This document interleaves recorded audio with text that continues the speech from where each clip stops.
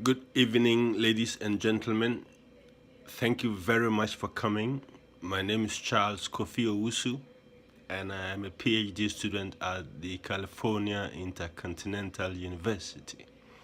Today, we shall be visualizing hypothesis testing, and we shall be looking at a number of issues, mainly four.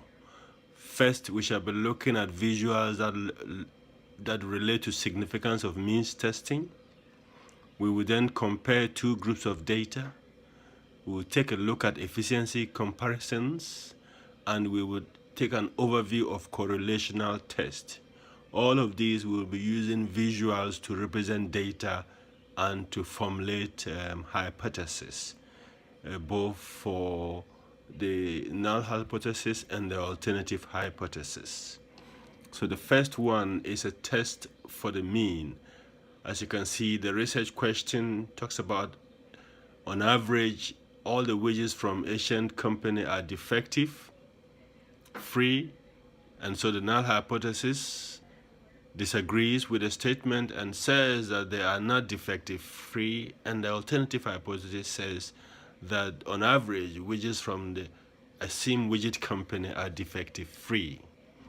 The second visual looks at comparing two groups with two different means, and the research question talks about major league teams having more home runs hitters than its comparison minor league teams.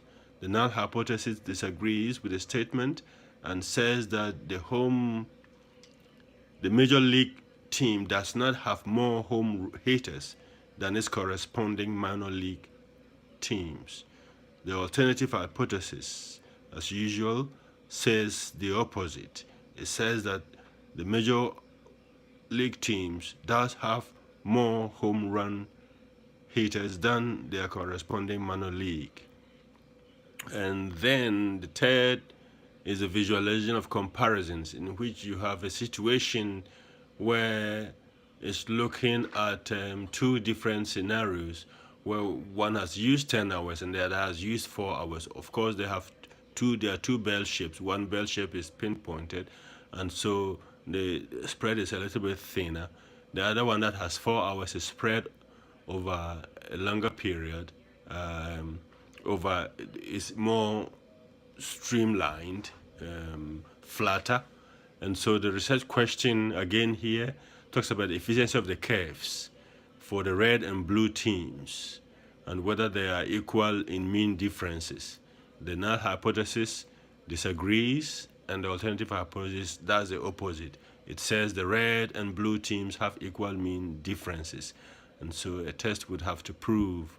But as you can see from the diagram, clearly the peaks of the bell are shaped differently. The final visualization is a correlation test, where more or less a scatter plot in which the research team forgot to include their hypothesis. And so we formulated one which says that the quantity of gasoline used by large industrial use vans does not vary according to the weight of the cargo they carry. The alternative hypothesis, as usual, counters that argument and says that the quantity of gasoline used by large industrial use vans varies according to the weight of the cargo such vans carry. We then come very quickly to a few learning points and takeaways. The first one being that whether a variable is directional or non-directional, the hypothesis must be falsifiable. In other words, it should be able to be subjected to test by other researchers. And other researchers should be able to prove it false or true.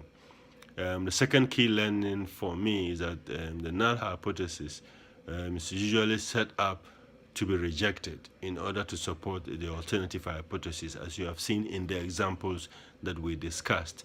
In like manner, on the visualization side, I think the two main takeaways for me is that they engender a quicker understanding and a more intuitive, more user-friendly understanding of what the data means when it's represented visually. And both the hypothesis and the null hypothesis and the alternative hypothesis,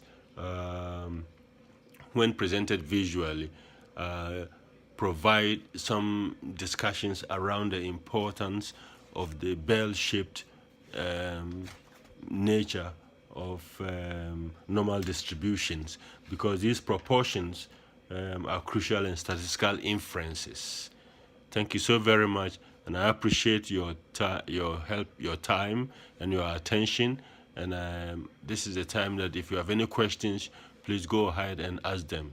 Thank you so very much for your time, and have a good evening, everyone. Thanks again for coming. Bye-bye.